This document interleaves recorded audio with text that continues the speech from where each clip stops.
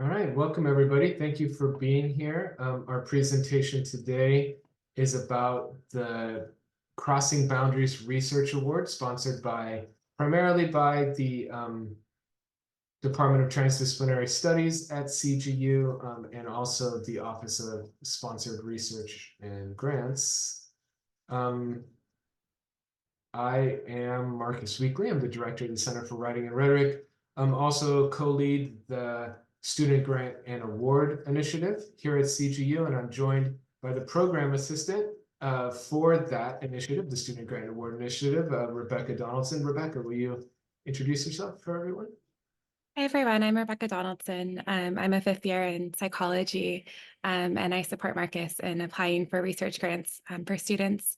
I also won one of these awards last year, so I'm excited to support you guys in applying this year.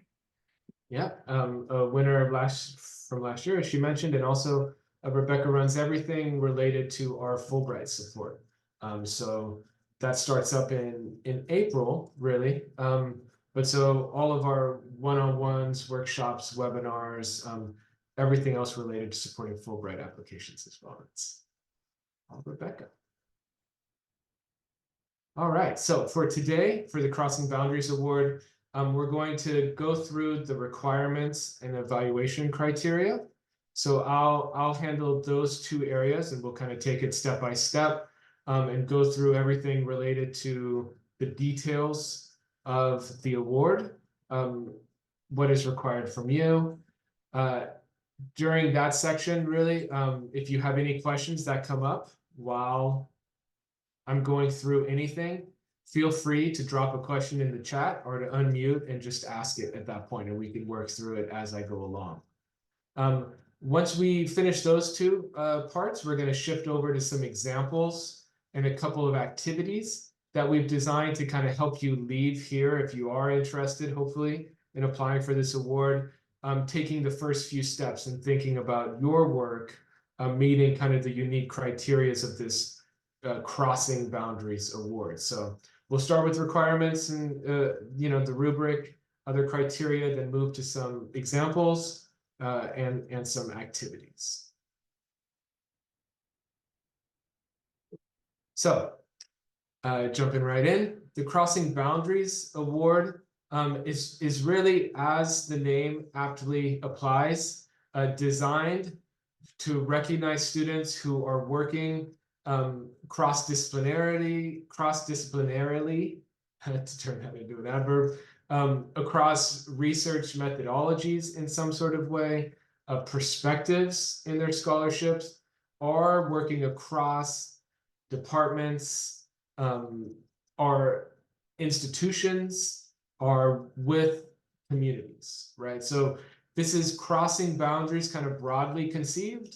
Oftentimes transdisciplinary research, in its kind of ideal form, has a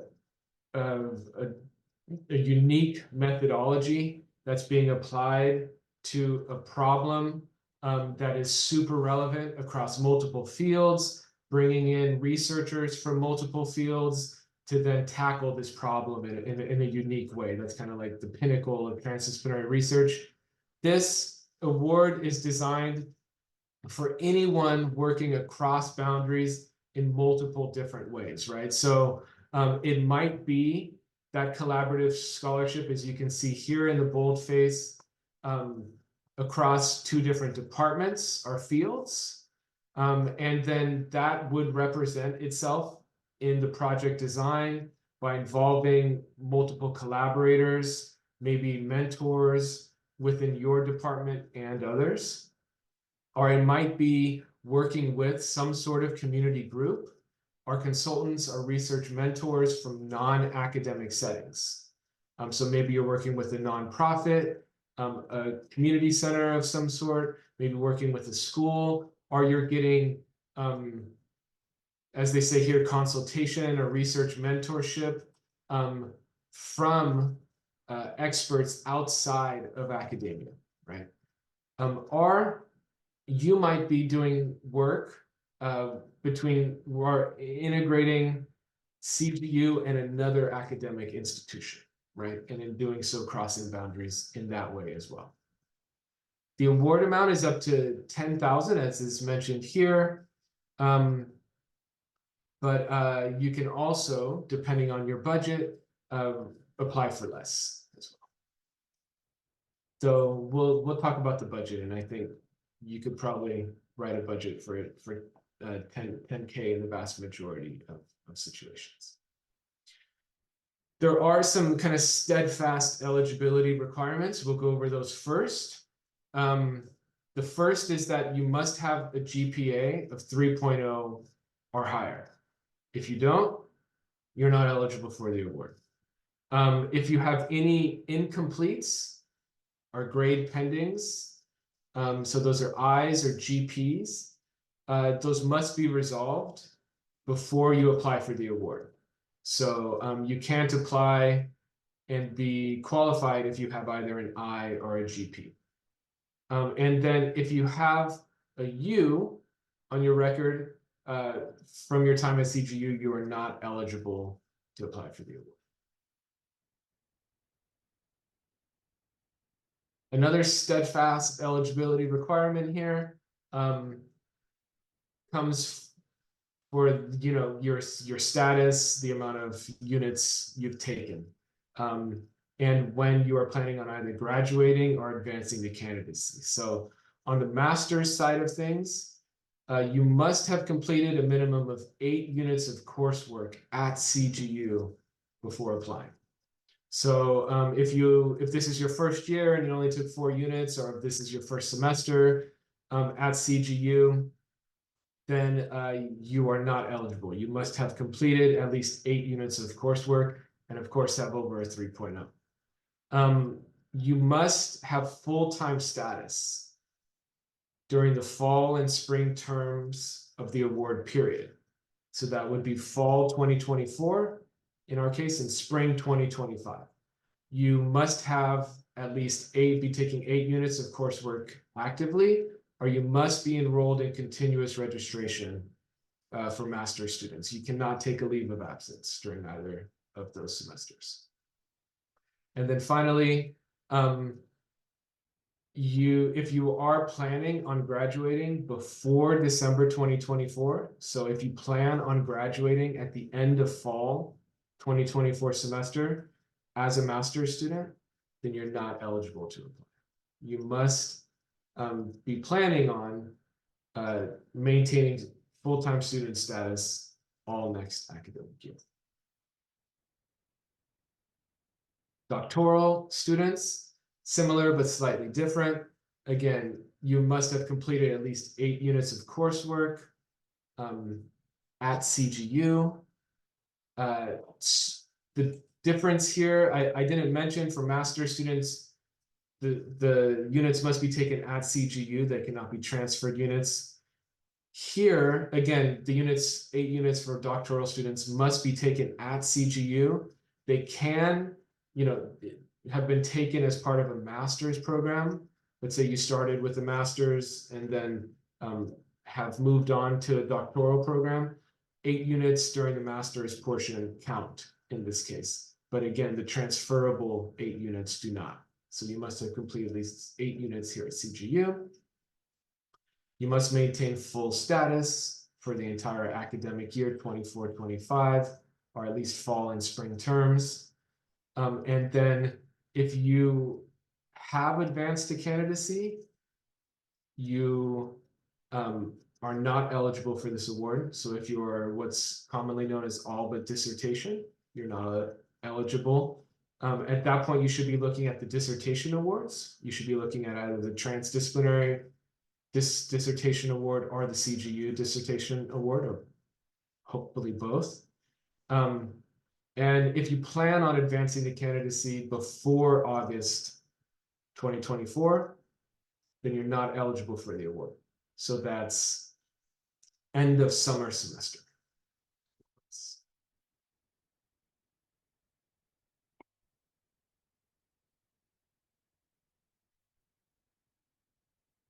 So those are kind of the steadfast requirements. Besides that, we're going to now kind of talk about some requirements in terms of what you need to complete the application, and then we'll kind of go step by step through the application components too, real quick. So one eligibility requirement that's required as part of your application materials are 2 letters of support, right? And these might be from 2 faculty members or some other senior collaborators, again, related to your Crossing Boundaries project. So these 2 letters of support cannot come from faculty in the same academic department. Okay, so they must be in different academic departments. Or one letter, can be from a faculty member and then another from a non-academic senior collaborator that is working with you on the project in some sort of way.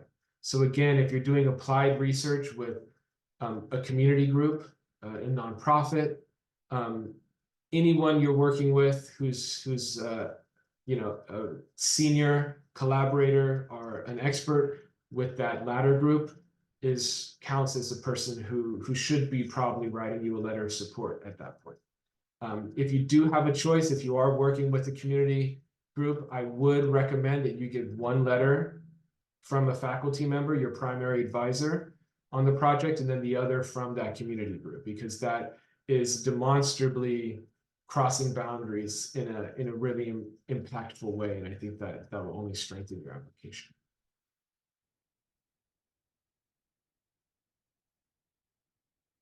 And then finally, before we jump to kind of the components of the application, the other eligibility requirements happen after you get the award. So you are required to do at least 3 things from this list of 6 upon receiving the award. You must present, or you can present at a conference. The internal conference at CGU is the Realizing Equity Research Symposium, which I've been a part of since its initiation, and it's a great symposium. It's online, roundtable, and visual storytelling formats, and we've had a number.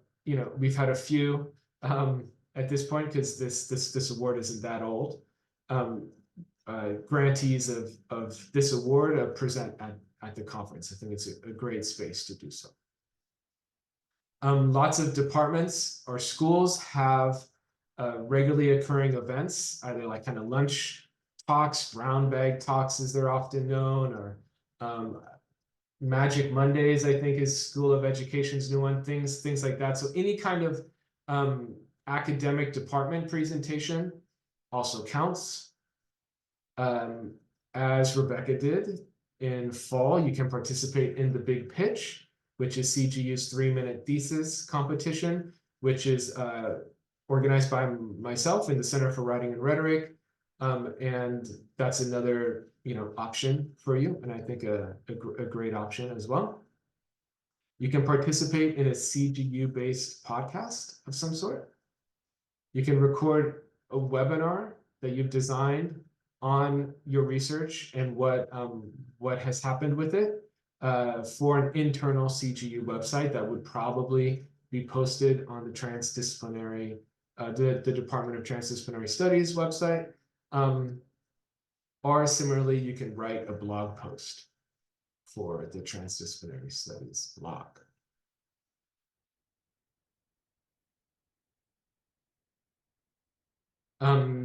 Just jumping to a question in the chat, which is asking who is considered as a community member. That is really going to be depending on, I think, the details of your project, and I would be happy to stay after the webinar if you want to kind of talk details a little bit more.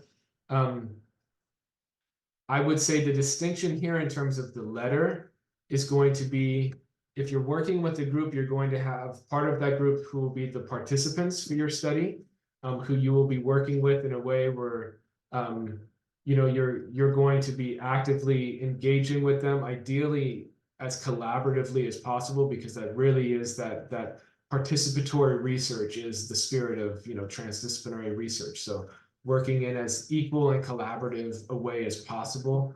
But the idea there would be if you're working with at a school site, let's say, who, and you're working with, let's say, middle schoolers, and you're going to spend some time with them either in an after school space, and then you're going to maybe conduct some interviews, potentially pass out a survey or something along those lines. Those are going to count as community members for your project, but you would probably want to get that letter from whoever you're working with on the school site to facilitate kind of the running of your research project. So it would be, the principal, maybe the teacher in that case. So hopefully that kind of helps with the letter aspect of it.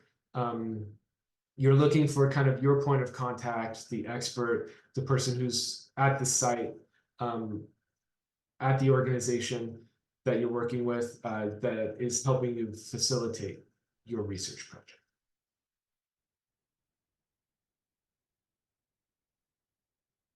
All right, so let's take a look at some of the required sections here.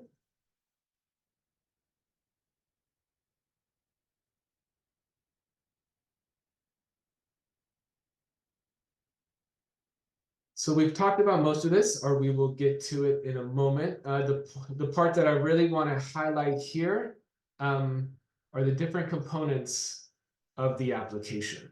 So we talked about the letters of support, number 7 here. There's a bit more detail. Some other standard things, a curriculum vitae, so your CV, your resume, a writing sample. So that is going to be any writing sample, a maximum of up to 20 pages. It can be from a previous course. If it's something connected to your application research project, even better, then it adds an extra layer of,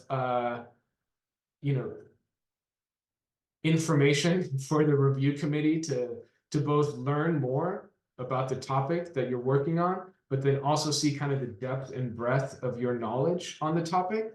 So it adds kind of credibility to both your research plan, that is kind of the main element here, but then it also adds to the expression of your expertise, and of kind of showing the committee that you are capable and knowledgeable enough to complete the research, right? Which is a big part of applying for grants. So outside of those, the writing sample, the CV, the letters of support are really, these grant specific parts here, which you'll find for most grant and award applications. Of course, you'll need an abstract. 250 words maximum. That's a good, nice, generous abstract allowance here. It's much harder when it's 100 and 150. So 250 word maximum for an abstract. The main portion is, in this case, called a description and rationale of your research plan. So this should start with the title and then the word count, as is described here in 2A. Then you provide an explanation as to how and why the research project crosses disciplines or sectors. The rationale or context that's necessary within previous scholarship for why this research should be undertaken the way that it is. The specific, and that of course will include the significance then. And then you also want to include the specific aims of the research project. So what do you hope to accomplish? And then you want to include the method or techniques for the research project. So the information gathering and analytical methods to be used in the research project. So you can see here, this is an early stage award.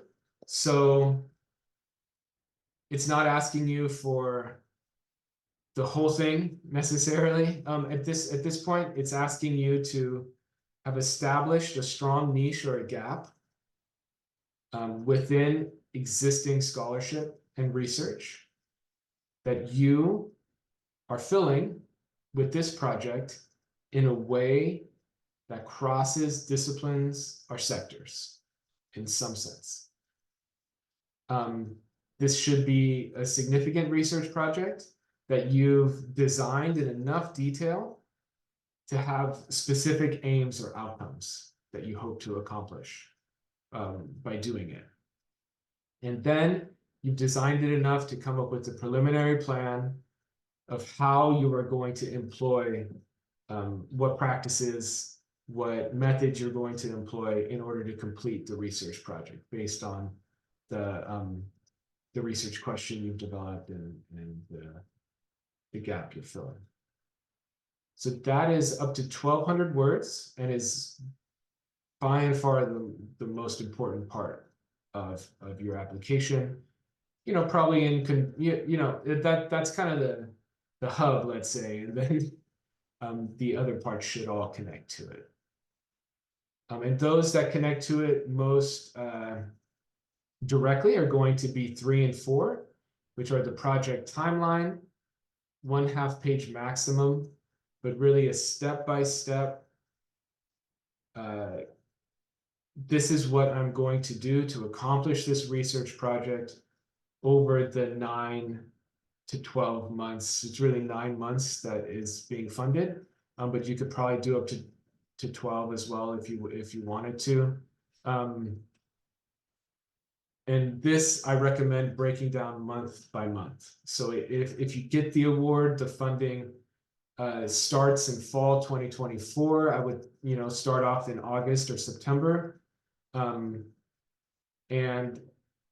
if you do some preliminary components earlier in the summer, that's fine. You can start a little bit earlier and mention those, but then really kind of take it month by month and break down what progress you're planning on making for each of those months. So it's really clear for the review committee that you've planned this out in that degree of detail.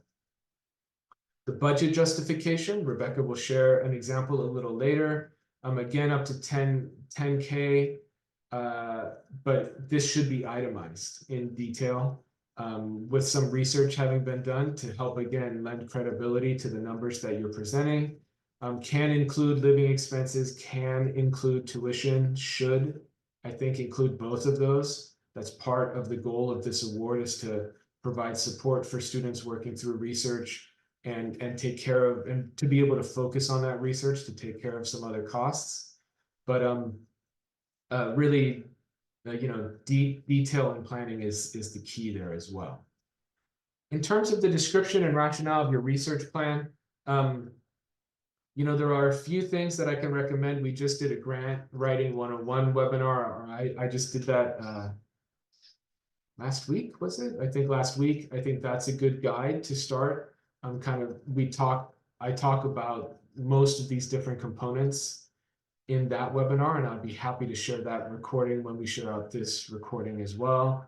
And then I think, working one-on-one with a grant specialist at the Center for Writing and Rhetoric, they will have been trained in what these different elements of a grant application looks like by the middle of next week.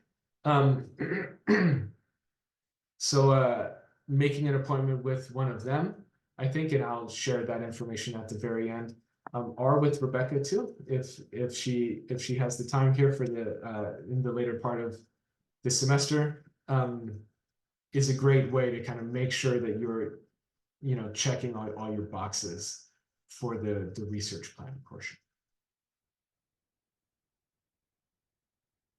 All right, let's jump back to the PowerPoint. Oh, let me check the chat real quick. Cool. Looks like we're on track. So let's jump real quick to the rubric, to the evaluation criteria. Important deadlines. This early stage award does something really awesome, I think, to be honest, in terms of learning how to apply for grants. It gives you a revision option with an early deadline. So if you turn in your application by March 1st, 5 p.m. Friday, March 1st, you will receive back revisions from the review committee if necessary. And then you will have a chance to integrate those revisions and resubmit your application. Okay. So if at all possible, I highly recommend submitting by Friday, March 1st. If you don't make that deadline, then you have all the way until April 8th, which is the final deadline. If you do submit by March 1st, you can expect to get the feedback in time to be able to then resubmit by April 8th.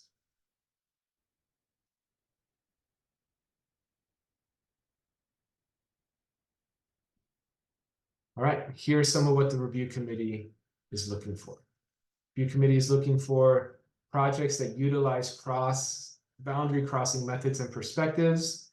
This might be, I learned an amazing method in my home discipline of cultural studies, but I'm also really interested in employing qualitative research through surveys. And so I'm combining two different methodologies from different disciplines. And that the combining of those methodologies will not only frame the research question, but it will establish a unique method that I'm employing to answer that research question.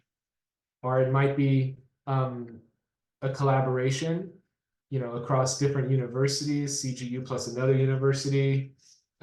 It might be through different departments or disciplines, or it might be through a community group, participatory research, and your home discipline. And by doing so, you're integrating multiple perspectives and choosing a method based on those multiple perspectives, and then you explain that. So because I'm in community and global health and I'm working with this community group, I received a perspective from them that helped inform that I should be doing mixed method research for this research project. So what's motivating your methodology is something that, even if the method itself isn't crossing boundaries, the perspectives have impacted the method you choose.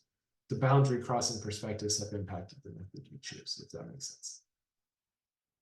And then you also want to be sure that you are really showing a clear command of, the research question that you're asking. It's like in any research grant application, it's a really solid research question that's informed by previous research.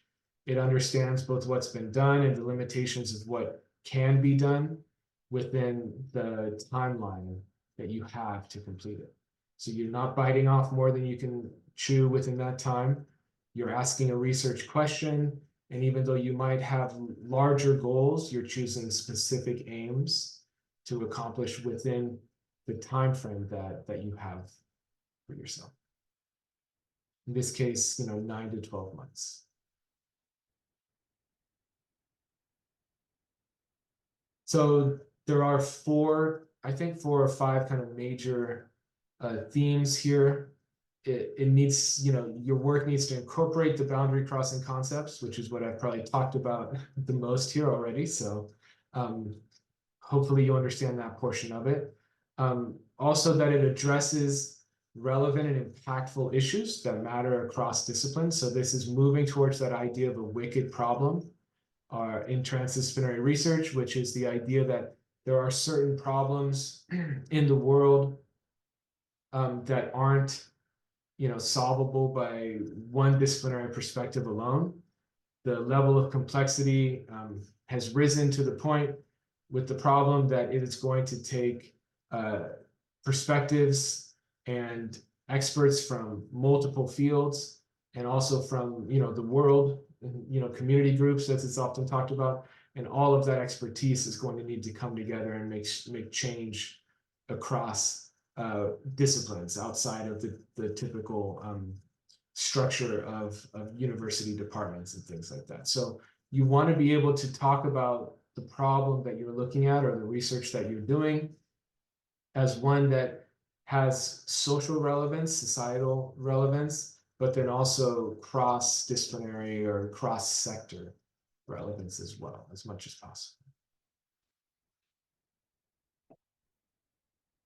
And then in order to do that, you show some mastery of, this cross-disciplinary, cross-sector scholarship. So you both understand the theories associated with addressing the problem from multiple perspectives and the kind of practical parts of getting the work done with your research project. So if you're doing oral histories plus quantitative evaluation of population statistics, let's say, you understand the theory, you demonstrate that you understand the theory underpinning both of those methods, why you're employing those methods for this specific problem. And so that's the theoretical underpinning. And then you are also well versed enough in both of those methods that you're going to be able to employ them successfully and do the quant side as well as the oral history side.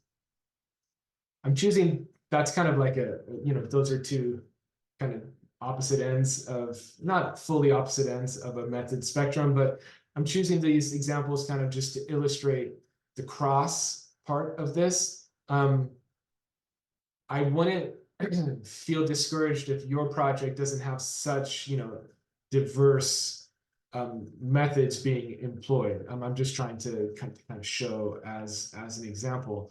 A lot of the cross work can still be related in terms of method, but as long as you're looking at it from multiple perspectives and you're demonstrating that you are clearly, and that's informing the work that you're doing, that also leads to a very successful application. I don't want to discourage anyone with my examples there. All right, and then also explaining the rationale, methodology, feasibility. This is common for any grant application. You need to show that this is planned out well, that you've chosen a really solid method in order to finish the work, that you are capable of doing it on time, and that you've thought about, what could go wrong and how you can address it, given your specific research project. And then finally, I believe, or there might be one more after this, everything is tied together with some sort of look to the future, right? So this doesn't always have to be, of course, master students can apply. So it doesn't always have to lead towards a dissertation. So this doesn't have to be a dissertation proposal. I think if you are at the dissertation proposal stage, that's a really great point to be at in order to apply for this award. If you're not, you want to show that this could become something like a dissertation in the future, or that there will be some impacts made by this research after its completion that carry it forward into the future somehow, right? If not. And again, don't be discouraged if you don't have that dissertation or you don't have that thesis as kind of the culminating point of this that you can see clearly in the future. Think about the impacts that this research could have. The key here is to really have that future element. And then, yes, so there is this one last one, of course, the GPA requirement. The higher the GPA, the stronger. If you have published, that's great. If you have participated at conferences, that's great too. All of those will strengthen your application. If you haven't, that's okay as well. You want to integrate then kind of, I think, this last bullet point, which is the idea that what else can you highlight on your CV, or can you, present to the committee that will help them understand that you will complete the work within the time frame that you've outlined, right? That you are the sort of researcher applicant that is organized and has a plan in the sort of way, resources available to them, and knows how to use them to get this done within the time frame that's been expressed.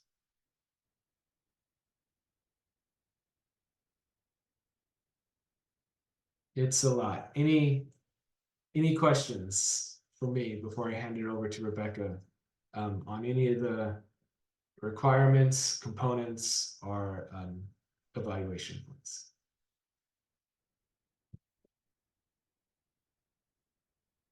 All right, Rebecca, it's all yours. I have one little question. Please. There was a revision date. On that date, is that like with feedback or is just based on what we perceive we should adjust? The revision process is with feedback. Oh, perfect. If necessary, right? So you might submit by that earlier March date, and the committee feels like, you know, we can just accept this as is. Or the committee might say, you know, this project could be improved by these few points, and they'll send it back to the applicant.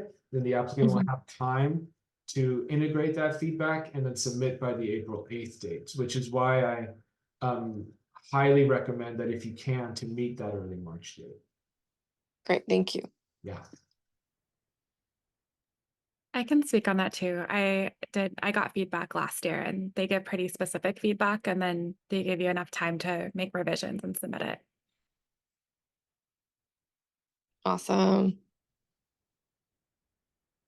The next thing that we're going to do is we're going to do a couple activities. The first activity I'd like for all of you to do is to just take 5 minutes by yourself and identify a topic that you're interested in researching.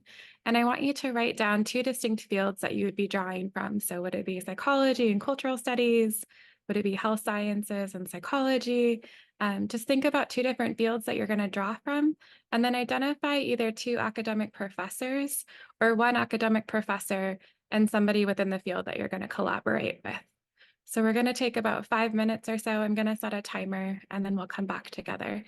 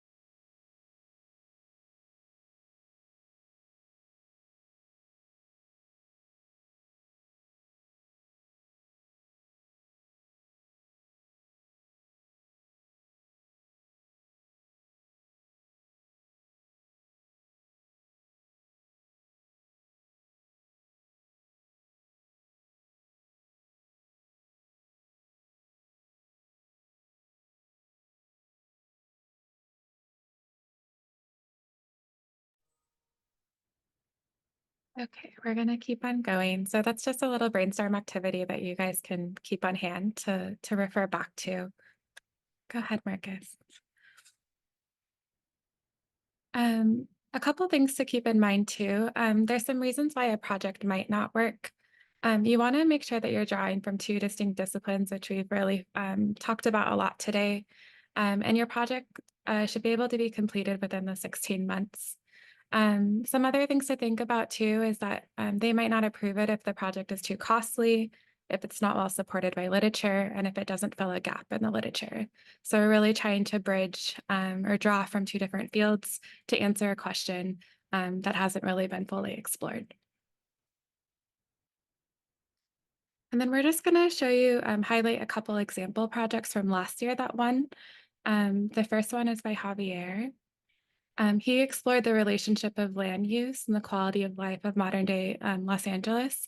What he did was he is proposing to take to draw from two different fields, specifically data science as well as social science methods. So he's looking specifically at land use in Los Angeles, and he's taking two different methodologies and trying to pull them together to answer a question about the land use policy in LA.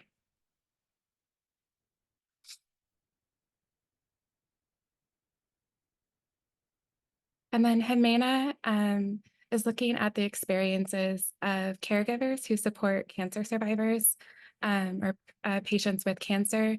And she's specifically drawing from health sciences as well as psychology. And she's using the experience sampling method to explore the lived experience and the complexities of being a caretaker of people who have cancer.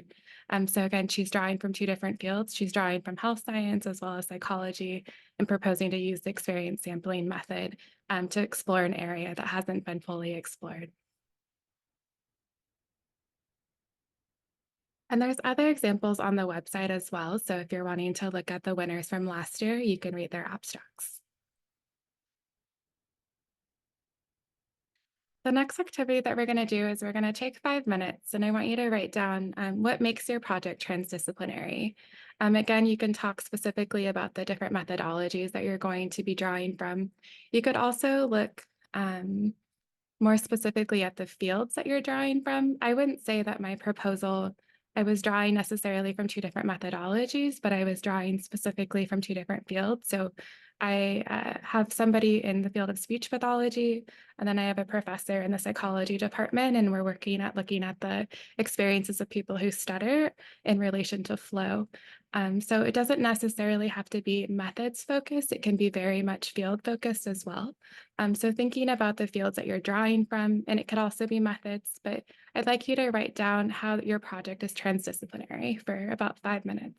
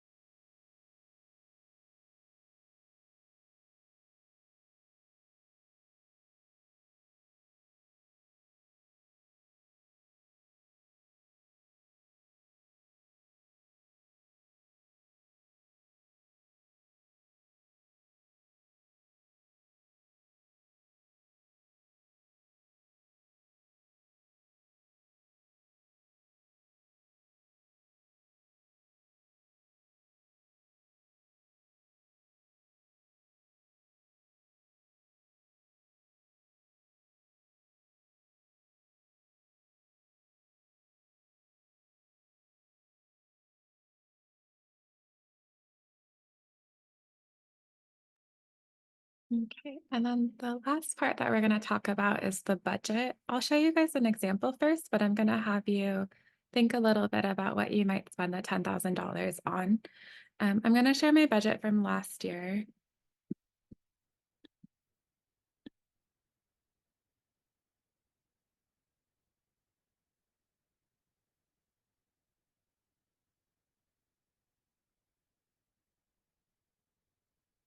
So this is pretty simple, but I broke down what I probably was going to spend my money on. So I plan to interview 40 people who stutter, and I was going to pay them, or I'm paying them $25 in Amazon gift cards. I'm using a deduce coding software to code all the transcripts. I also budgeted for 5,000 of it to go towards my tuition. I plan to attend the American Speech and Hearing Conference in Seattle this coming year to present my findings. So I budgeted some money for that. Hotel costs, flight, conference costs, supplies for recruiting flyers, as well as like a recorder to interview my participants. And then some money as well to present in the local community of speech pathology on stuttering and flow experiences at my job here in Claremont. You can break this down however you wish. I would just recommend really being very specific, or as specific as possible. So for example, I went to the Deduce website and I looked at the cost of the monthly cost to pay for Deduce. I think some of the things are a little bit more difficult to know exactly how much it will cost, but you can look at tuition rates, for example, for next year. So really try to be as specific as possible if you can. That's what they would like to see, and try to use the $10,000 to the best that you can. And if you don't need all of it, that's fine. You don't have to budget all 10,000, but if you do need it, try to really make sure that you're putting it towards something specific.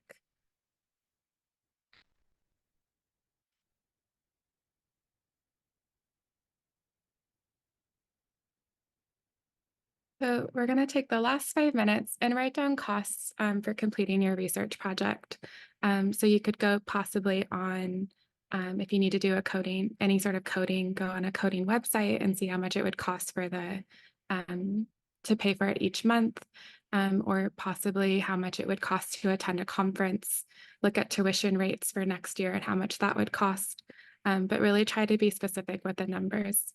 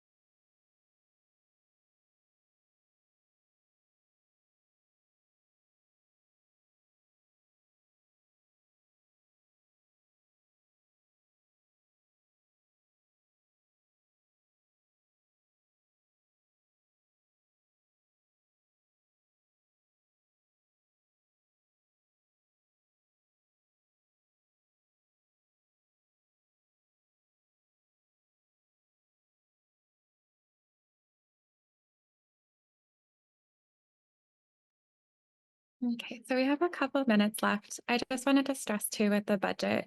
Do try to be as specific as possible, but it's a little different than say if you're applying for an outside grant where you have to be specific with every little penny. With this, we really want you to be thinking about what you're going to spend your money on. So really looking at costs of tuition and costs of recruitment and that type of thing and trying to be as specific as possible. But we know that you're planning ahead and still kind of thinking about, we don't know exactly what a flight might cost, for example, but try to be as specific as possible.